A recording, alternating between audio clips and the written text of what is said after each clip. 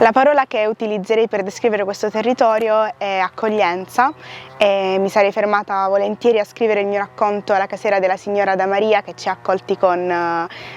cibo e offrendoci del vino ed è stata molto gentile e si vedeva quanto fosse felice di averci con lei. La parola che associo a questo territorio è collina, perché ovunque si volga lo sguardo ci si incontra con appunto questo mare di verde. Un luogo che mi è rimasto particolarmente nel cuore è stata una casetta che abbiamo incontrato durante la passeggiata tra Miane e Combai, immerse nel silenzio, un luogo che trasmette molta tranquillità. Una parola che sceglierei per descrivere questo luogo e questi paesaggi è passione,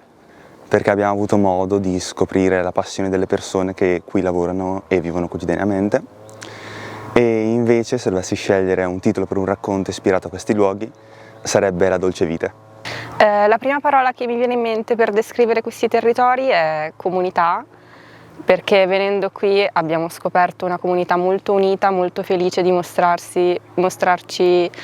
i loro territori, il loro lavoro e la loro passione per questi spazi e hanno tentato di trasmettercela. E invece le aspettative che avevo a riguardo di questo posto fosse che fosse uno splendido posto in cui si beveva molto bene,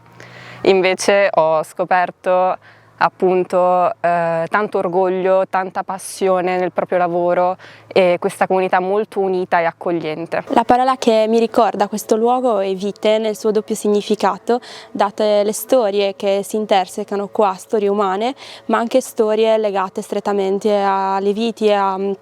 al vino, alle uve e quindi diciamo che appunto è questo doppio senso che secondo me riassume tutta quella che è la passione che chi lavora su queste colline vive e sente tutti i giorni. Se dovessi dare un consiglio ai miei coetanei appassionati di scrittura che vivono fra queste colline,